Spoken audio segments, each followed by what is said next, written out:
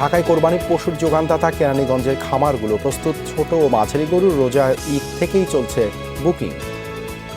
সবগুলাই সোল্ড আউটের দিকে চলে যাচ্ছে, আর হয়তো আমাদের কাছে 48 পিসের মতো আছে। একটা গরু 4 মণ মাংস হবে, ওর ব্যাপারে বলবে এটা 5.5 মণ, কিন্তু মাপার তো সুযোগ নেই, কিন্তু আমাদের তো স্কেল আছে। ছোট গরুর চাহিদা বেশি, এই জন্য আমাদের এই সাইজের গরুগুলো সেল হয়ে গেছে। পতনের ধারায় পুঁজিবাজার, সপ্তাহের ব্যবধানে লেনদেন কমেছে 100 কোটি টাকা, কমেছে অধিকাংশ প্রতিষ্ঠানের শেয়ারের দাম।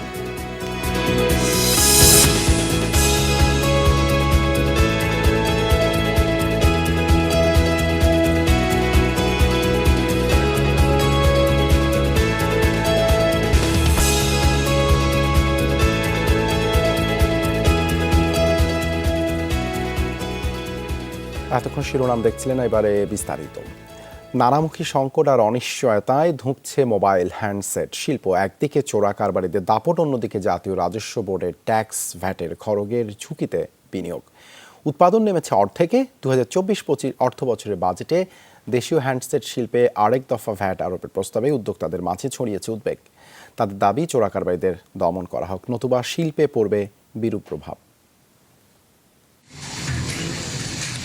যাত্রা শুরু 7 বছরের মাথায় ভ্যাট ট্যাক্সের কঠিন শর্তের বেড়াজালে পড়েছে স্থানীয় হ্যান্ডসেট নির্মাণ শিল্প। গত 2 বছরে উৎপাদন থেকে শুরু করে খুচরা বিক্রি পর্যন্ত দফায় দফায় মূল্য সংযোজন কর আরোপ করেছে জাতীয় রাজস্ব বোর্ড। আগামী বাজেটে স্থানীয়ভাবে নির্মিত হ্যান্ডসেটের উপর নতুন করে আরও 5% ভ্যাট আরোপ করতে যাচ্ছে এনবিআর। উদ্যোক্তারা বলছেন, নতুন করে ভ্যাট আরোপ করা হলে চোরাই হ্যান্ডসেট আরও বেশি বাজার দখল করবে। আমরা এখন যারা 7.5% ভ্যাট দিচ্ছি, সেটা গিয়ে দাঁড়াবে 12.5%। তাহলে আপনি চিন্তা করে দেখেন যে নর্মালি তো 15% করলে আমার কোনো স্টেজ ভ্যাটেরই দরকার হয় না, তাহলে আমি কেন 15%-এ চলে যাব না? আমি শুধুমাত্র 3%-এর জন্য আমাকে প্রতি স্টেজে ভ্যাট দিতে হচ্ছে 12.5%। সো এখানে একটা প্রাইসের একটা বড় হাইক হবে। যতবার ভ্যাট বাড়াচ্ছে তত কিন্তু রেভিনিউ কমে যাচ্ছে, কারণ গ্রে মার্কেট কিন্তু বড় হচ্ছে। বছরে দেশে হ্যান্ডসেট বিক্রি হয় 1 কোটি পিস। উৎপাদনকারীদের তথ্য বলছে, 2021 সালের পর থেকে 3 বছরে দেশের হ্যান্ডসেট বাজারের 40% বেশি দখলে নিয়েছে চোরা কারবারিরা। ফলে স্থানীয় উৎপাদন 60 লাখে নেমে এসেছে। বন্ধ হচ্ছে কারখানাগুলোর একের পর এক প্রোডাকশন লাইন, ছাঁটাই হতে যাচ্ছে কর্মী। স্থানীয় বাজার সুরক্ষার পাশাপাশি রপ্তানি বাজারে অবস্থান গড়ে তোলার জন্য এই খাতে দীর্ঘমেয়াদী করনীতি চান শিল্প সংশ্লিষ্টরা। যদি ট্যাক্স ভ্যাট এই স্বল্প সময়ের মধ্যে সুবিধাগুলো তুলে নেওয়া হয় এবং বেশি কস্ট আরোপ হয়, সেটা আমরা কাস্টমারের হাতে সেই অ্যাফোর্ডেবল প্রাইসে দিতে পারবো না। সেক্ষেত্রে গ্রে মার্কেট কিন্তু এই সুযোগে ঢুকে যাবে। এনবিআর যেহেতু ডিলেড ইমপ্লিমেন্ট হচ্ছে, এটা সময়ের ব্যাপার, এটা লাগবেই।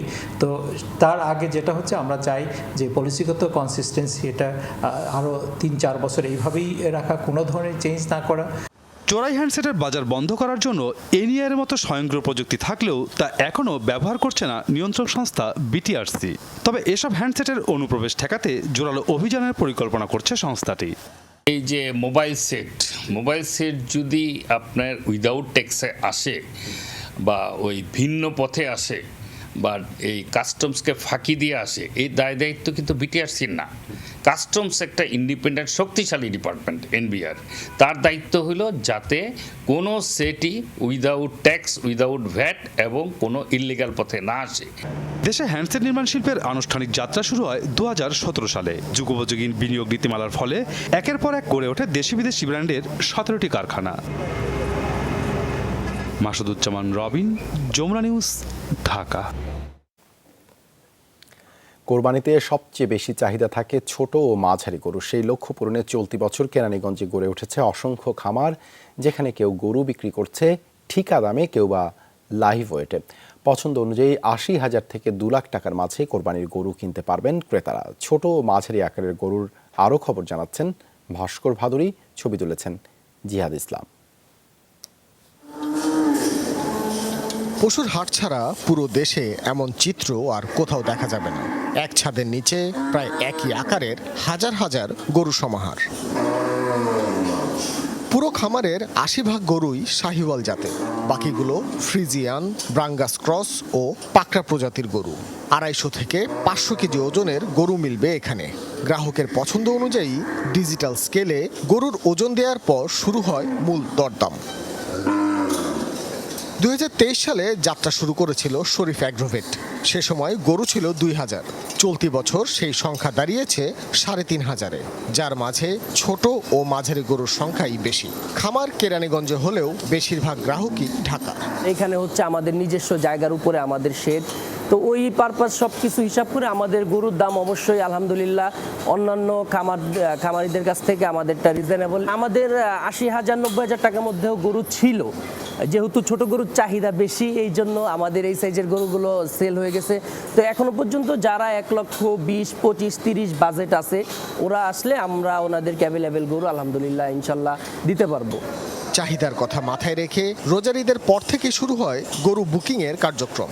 গরু কেনার পর কোরবানি পর্যন্ত বিনা খরচেই সেটি রাখা যাবে ফার্মে। চাহিদার সাথে সমন্বয় রেখে প্রতি বছরই বাড়ছে কোরবানির পশুর যোগান। তবে উৎপাদন বৃদ্ধি পেলেও কোরবানির পশুর দাম কোনোভাবেই কমানো যাচ্ছে না।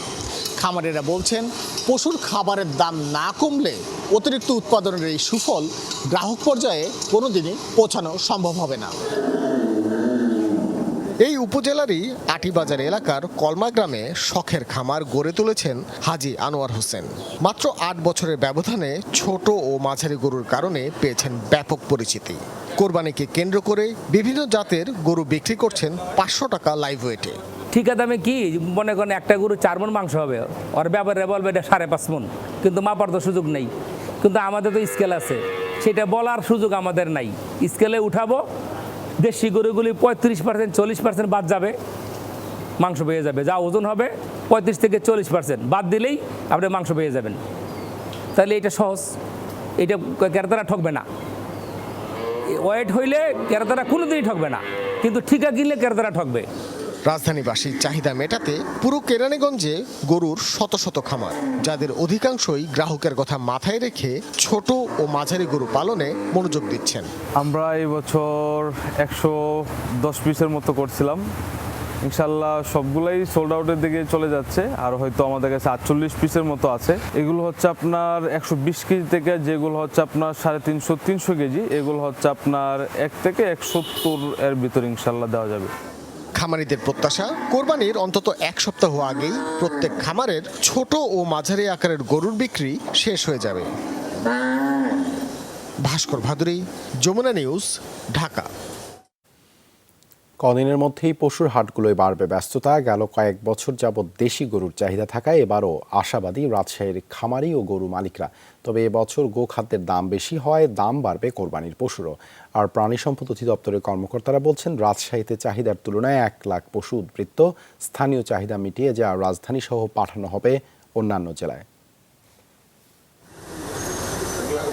হাটে সুস্থ পশু তুলতে বাড়তি যত্ন নিতে ব্যস্ত খামারি ও কৃষকরা। পশু মোটাতাজাকরণের জন্য খাওয়াচ্ছেন সবুজ ঘাসসহ বিভিন্ন পুষ্টিকর খাদ্য।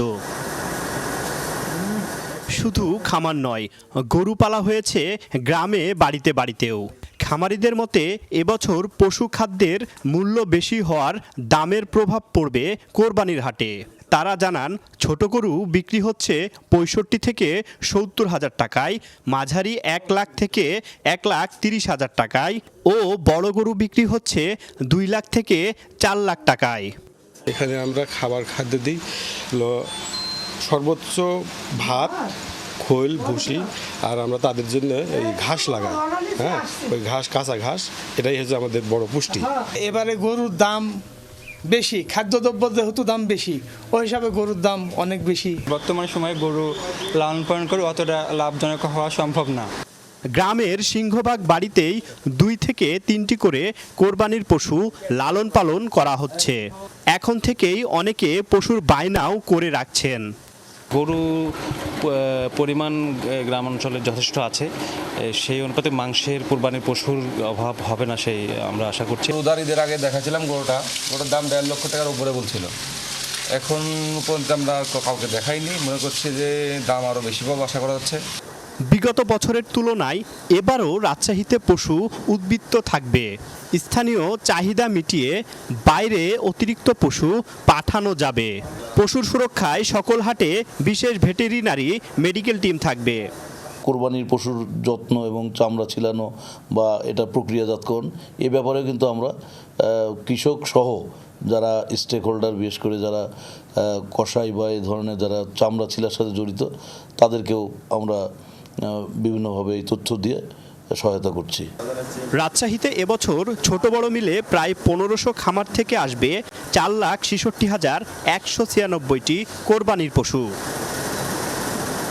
তারেক মাহমুদ, যমুনা নিউজ, রাজশাহী। রাঙ্গামাটিতে এবার লক্ষ্যমাত্রা ছাড়িয়েছে কাঁঠালের উৎপাদন। স্থানীয় চাহিদা মিটিয়ে দেশ জুড়ে হচ্ছে সরবরাহ। সুমিষ্ট হওয়ায় পাহাড়ি ফলের ব্যাপক চাহিদা। তবে পাইকারির তুলনায় খুচরায় দাম কয়েক গুণ বেশি। এর জন্য বাড়তি পরিবহন ব্যয় এবং পথে পথে চাঁদাবাজিকে দুষছেন বিক্রেতারা। পাহাড়ের বিভিন্ন স্থানে উৎপাদিত কাঁঠাল চাষিরা ইঞ্জিন বোটে করে নিয়ে আসে রাঙ্গামাটি শহরের সমতা ঘাট, টবলছড়ি পৌর ট্রাক টার্মিনাল এবং রিজার্ভ বাজারে। সেখান থেকে ট্রাক যোগে যায় চট্টগ্রাম সহ বিভিন্ন জেলায়। পাইকারিতে এক একটি কাঁঠালের দর 30 থেকে 150 টাকা পর্যন্ত, তবে খুচরায় বিক্রি হয় আরও কয়েক গুণ বেশি দামে। এজন্য পথে পথে পুলিশের চাঁদাবাজি ও বাড়তি পরিবহন খরচকে দুষছেন পাইকাররা। আমাদের এখান থেকে মনে হয় আমাদের লক্ষ্মীপুর তোরাবগঞ্জ যাওয়া পর্যন্ত আমাদের ফুলে 5,000 টাকা পুলিশের ক্যাশ টাকা দেওয়া লাগে। রাঙ্গামাটি থেকে বাইরে হওয়ার সময় সরকারি টোল দেওয়া লাগে 3-4 জায়গায়। গাড়ি ভাড়া বাড়তি, তেলের দাম বাড়তি বলে ড্রাইভারের এই কারণে গাড়ি ভাড়াটা বেশি নেই আমাদের কাছ থেকে। বেডবিড়ি আছে, মানিকসেরি আছে, তারপরে কাকড়া আছে, মানে ফটো এরকম করেনি। রাঙ্গামাটি সদর, নানিয়াচর, বরকল, লংদুতে এবার কাঁঠাল উৎপাদন হয়েছে সবচেয়ে বেশি। তবে হিমাগার না থাকায় লোকসান দিয়ে হলেও বিক্রিতে বাধ্য হন চাষিরা।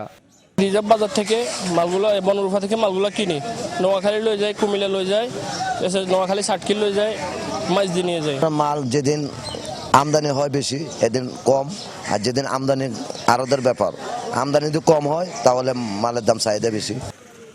এবার রাঙ্গামাটিতে 25,000 হেক্টর জমিতে কাঁঠালের উৎপাদন লক্ষ্যমাত্রা ছাড়াবে বলছে কৃষি বিভাগ।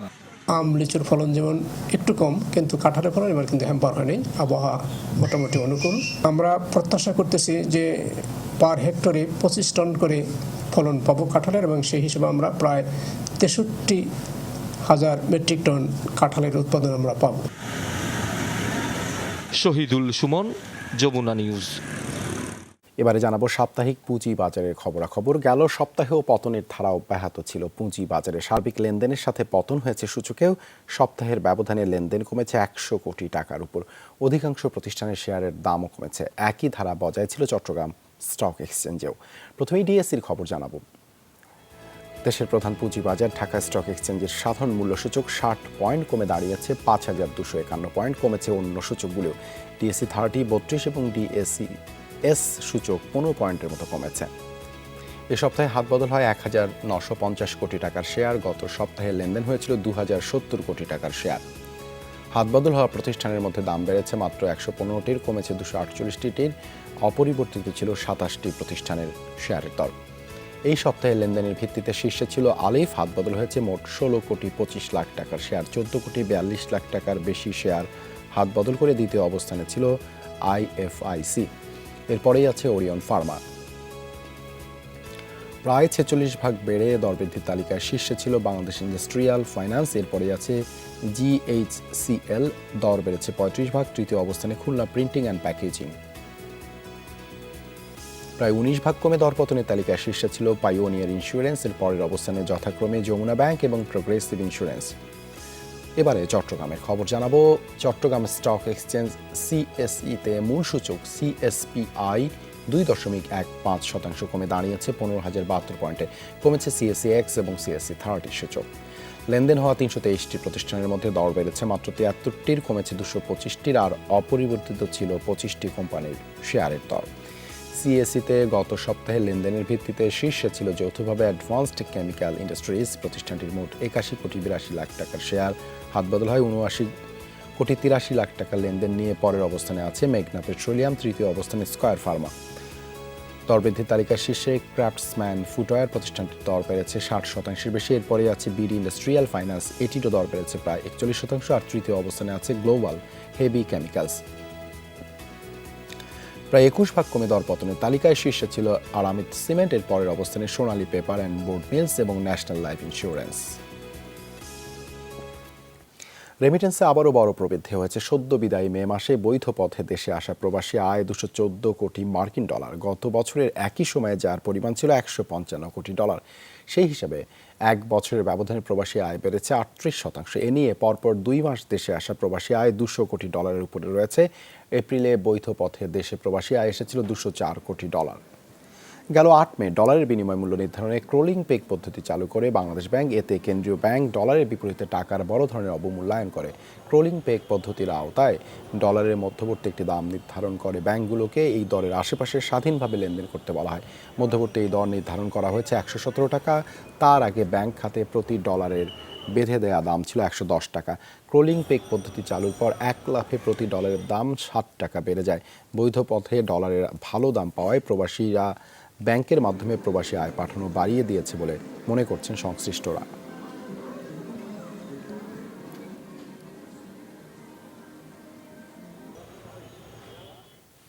এই ছিল বিজনেস টুডের এখনকার আয়োজনে। এতক্ষণ সাথে থাকার জন্য ধন্যবাদ সবাইকে।